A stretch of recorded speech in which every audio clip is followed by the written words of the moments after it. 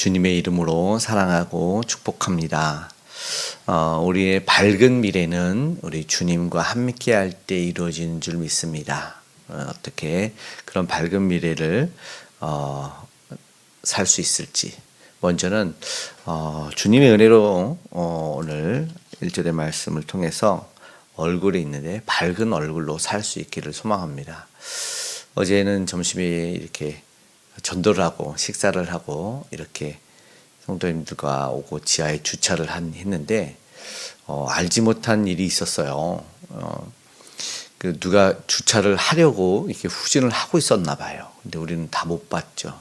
봤으면 이야기를 했던가 아니면 이렇게 우리가 걸어올 때나 경적 울렸거나 뭐 그러면 자리를 좀 내어드렸을 텐데 속이 상했는지 차 앞에 이제 메모를 적어놨어요. 교회 차가 이제 그랬다고.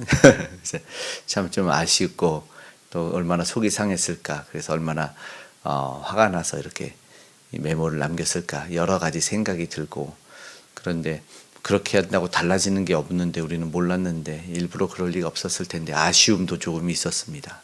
근데 그렇게 해서 조금 화가 풀리셨으리라 그런 생각을 하면서 오늘 말씀이 이렇게 떠오르는 게 1절에 누가 지혜자며 누가 사물의 이치를 알랴. 오늘 전도자의 말씀을 아마 듣는다면 조금이나마 그 심령에 위로가 있지 않을까. 우리도 그런 일들을 본의 아니게 겪기도 하고 또 본의 아니게 끼치기도 하지 않습니까? 그러나 우리가 이 사물의 이치나 이 상황 정황을 다 파악하는 사람들은 사실은 없습니다. 또 당연히 교회나 무슨 믿는 사람들이 그러지 못하는데 본인도 믿는 사람이라고 고백을 해가지고 조금 더 아쉬움을 이렇게 주었는데 오늘 말씀을 통해서는 그런 것이 되었으면 좋겠어요. 1절의 말씀엔 그의 얼굴에 사나운 것이 변하게 하는 것이 지혜다. 그러니까는 화가 난 얼굴이 변하게 하는 것이 지혜라면 오늘 우리가 그런 지혜를 간구했으면 좋겠다라는 것이죠. 하나님이 그분을 위로할 뿐만 아니라 세상에도 화가 가득한 세상이라고 말하지 않습니까? 분이 나요. 그래서 데이트 폭력도 내 마음대로 안 되면 해야 하는 얼마 전 기사는 참 안타깝지 않습니까? 1등을 놓치지 않던 그런 우리 생각에 참 대단한 젊은 청년이 데이트 폭력에 이 흉기를 휘둘릴 정도라면 너무나 안타깝고 세상에도 아직도 싸움과 분쟁이 이 본인들의 격한 감정과 큰 소리들이 넘쳐나는 걸 보면 오늘 본문에는 이 지혜로우면 이 화가 난 메모도 남기지 않고 세상에 대해서 소리치지도 않을 텐데라는 말씀이 생각이 들었어요. 말씀을 통해서 세번역은 이렇게 말합니다. 1절에 지혜는 사람의 얼굴을 밝게 하고 굳은 표정을 바꾸어 준다. 결국 우리에게는 뭐가 필요하냐면 지혜가 필요하다는 거예요. 문제를 볼 줄 알고 상황을 이해한다면 얼굴이 밝아진다는 것이죠. 그거는 얼굴이 밝은 거는 마음에 평안이 있다는 뜻이거든요. 그런 평안이 우리 저와 모두에게 그리고 속이 상했던 그에게 임하길 원합니다. 오늘 우리가 사모함으로 주의 말씀을 듣고 기도하는 이유가 바로 그겁니다. 우리를 새롭게 변화시키고 우리를 밝고 평안을 주는 건 오직 주님의 능력입니다. 우리의 주의 말씀이고 우리가 그래서 기도하고 우리가 말씀을 듣고 기도할 때 성령께서는 우리의 성품을 변화시켜 주죠. 그리고 사물의 이치를 다 깨닫지 못하더라도 우리가 바라보는 목적과 목표가 바뀌다 보니까 하나님 안에서 이 모든 것이 수정이 되고 말씀드린 인격과 인품도 변화된다면 다르게 판단하고 다르게 행동을 할 수 있게 되는 것이죠.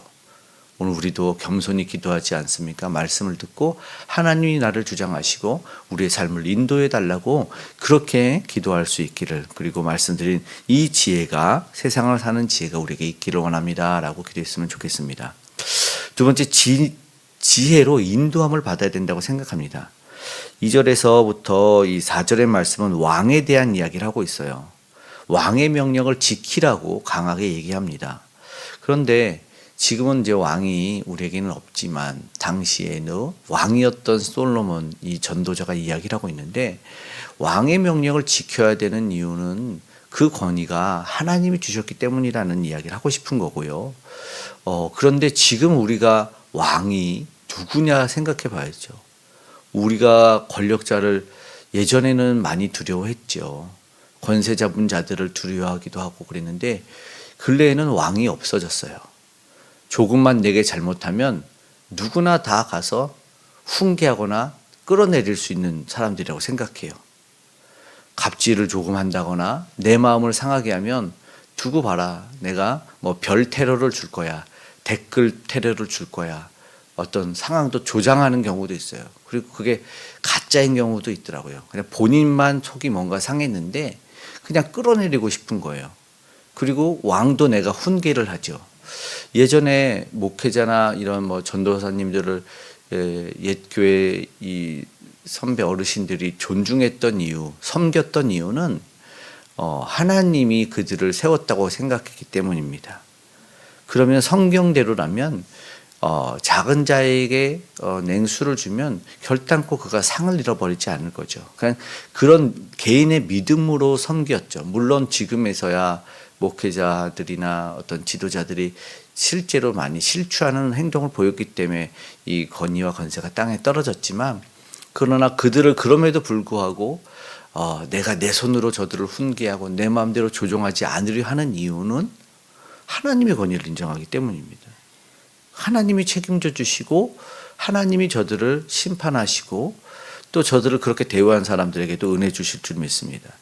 어떤 신학자들은 사도 바울이 이 당시 지배자였던 로마를 대항하라 이렇게 했다고 해요. 그런데 사실은 성경만 보더라도 그렇지 않죠. 권위에 순종하라, 내 상전에게 순종하라고 사도 바울은 계속해서 강조하고 이야기하고 있습니다. 결국 로마의 권위에게 대항하지 않으려고 하는 이유는 그 당시의 권세를 인정해서 복음이 전파되기를 원했고 그 당시를 통해서 질서를 깨트리는 것이 하나님의 뜻이 아니라는 걸 알았기 때문이라는 것이죠. 분명하게 이야기를 하고 있습니다. 본문에도 같은 맥락이에요. 권위를 두려워하는 것이 지혜다라고 이야기를 합니다. 하나님이 세웠다고 인정하는 것이기 때문이죠. 오늘 읽은 전도서 8장에 보면 4절에 왕의 말은 권능이 있나니 이렇게 돼 있습니다. 그리고 5절에 보면 이렇게 이야기를 이어가는데 명령을 지키는 자는 불행을 알지 못하나 지혜자의 마음은 때야 판단을 분별하나니 결국 지혜를 통해서 이것이 해결될 것을 이야기합니다. 사실 순종한다는 것도 사명이에요.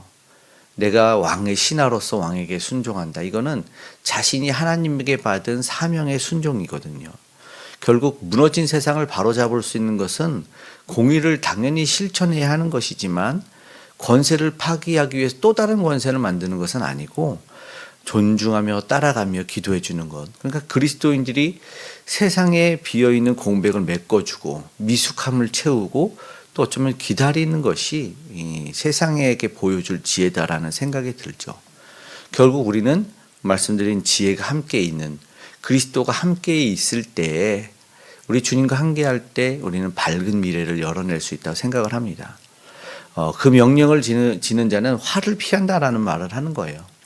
하나님을 바라보며 순종한다는, 그러면 하나님이 책임져 주신다는 신앙의 고백이 그들에게 있기를 바라는 전도자의 사실은 훈계인 것이죠. 그 판단은 잘못된다면 화가 미칠 수도 있고, 그래서 잘 판단하라라는 말씀을 5절에도 6절에도 하는 것입니다. 그 판단을 통해서 화도 임한다는 6절의 말씀, 그리고 또 중요한 말씀을 이어서 하고 있는데 우리는 뭐 잘 판단되기를 일단 기도했으면 좋겠고 7절 8절에는 장래일을 알지 못한다라고 말합니다.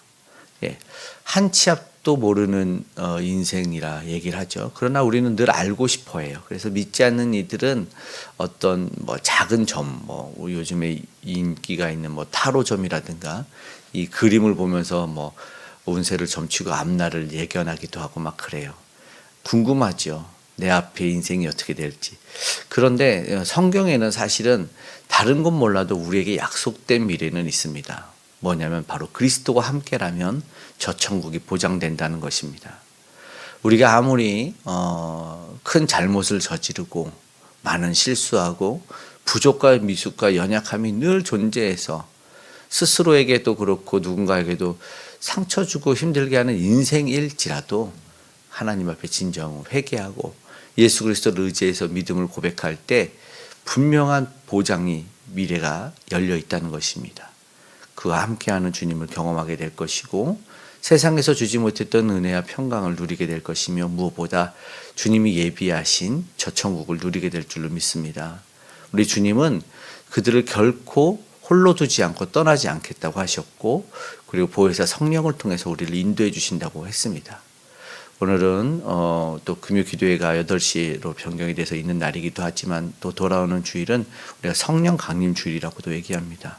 그러니까 우리에게 성령을 주심으로 말미암아 능히 세상을 살아갈 수 있도록 주님이 함께 하신다는 것을 체험할 수 있도록 하셨기 때문에 오늘 우리가 때로는 힘들고 아프고 고단한 그런 어려움이 있을지라도 오늘 나와 함께 하시는 주님이 계시다라는 그리고 내가 엎드려 오늘도 말씀을 듣고 기도할 때 주님이 나를 인도해 주신다는 것을 믿고 나아갈 때 그 도우심을 받을 수 있으리라 생각합니다. 조금 힘드시더라도 죄와 사망 권세를 깨뜨리고 온전한 승리를 이루신 예수 그리스도를 의지하면서 오늘 끝까지 함께 하신다는 그 주님의 은혜, 그 평안과 위로를 우리가 경험할 수 있기를 그래서 오늘 우리의 기도에 감사도 들어가고 기쁨도 넘치기를 소망합니다. 아멘. 기도하겠습니다. 사랑의 아버지 하나님 감사합니다. 오늘 우리를 살아가게 하는 지혜를 허락하여 주시옵소서. 아버지 하나님 세상에 대하여 아버지 하나님 관계 맺는 이들을 통해서 아버지 우리가 때로는 마음이 상하고 얼굴을 붉히기도 하지만 주님이 주시는 지혜로 이 땅을 살아간다면 아버지 우리에게 이루 말할 수 없는 은혜와 평강이 넘쳐날 줄 믿습니다. 세상에도 그런 은혜가 있길 원합니다. 아직도 미움과 다툼과 분열이 아버지 끊이지 않아 서로 해하고 아버지 하나님 복수와 보복과 아버지 살인까지 자행되는 세상을 아버지 아직도 안타깝게 바라봅니다. 주여 은혜의 복음이 예수 그리스도가 그들 모두에게 임할 수 있도록 도와주시옵소서. 우리에게 가득 차 있는 화와 분노가 사라지길 원합니다. 예수 그리스도를 만날 때 우리의 미움의 칼이 뽑혀졌던 것처럼 우리 아버지 모든 짐이 풀어졌던 것처럼 참된 주의 십자가를 바라보게 도와주시고 그 구원의 능력을 경험케 하여 주시옵소서. 예수 그리스도가 우리의 희망이고 소망임을 알게 하여 주시고 그래서 그를 더 전하기를 원하는 우리 선교사님들 우리 복음 전달자들에게 특별히 함께하여 주시옵소서. 오늘도 힘겨워하는 이들을 찾아가 위로하시고 외로운 이들을 찾아가 위로해 주시고 아픔과 힘겨운 이들을 찾아가 나음과 치료를 허락하여 주시옵소서. 우리 주님의 크고 놀라운 능력을 체험하길 원합니다. 한 치 앞도 알지 못하고 때로는 문제가 아버지 어제보다 더 커져 있을지라도 아픔이 더 커져 있을지라도 우리 주님의 손잡고 나아갈 때 하루하루 아버지 하나님 지나갈 때 해결되는 은혜를 경험할 수 있도록 도와주시옵소서. 이제 아버지 우리 잘못된 생각들을 내려놓는 이 나라와 민족과 세계 열방이 되길 원하고 아버지 북녘의 우상도 그렇게 무너지길 원하오니 하나님 도와주시고 아름다운 복음의 통일과 함께 우리가 거하는 모든 곳에도 주님의 은혜와 평안이 있게 하여 주시길 원합니다. 가정과 일터에 하나님이 지켜주심과 보호하심이 있게 하여 주시고 사랑이 넘쳐나는 우리 공동체요 우리 믿음의 식구들 될 수 있도록 도와주시옵소서. 예수 그리스도를 따르고 믿고 또 말씀을 아버지 읽고 상고하고 기도하는 그 아버지의 간절한 심령 위에 하늘의 위로를 그 기쁨과 감사가 넘쳐나는 은혜를 더하여 주시옵소서. 오늘도 동행하실 아버지께 감사드리며 고마우신 예수님의 이름으로 기도드리옵나이다. 아멘.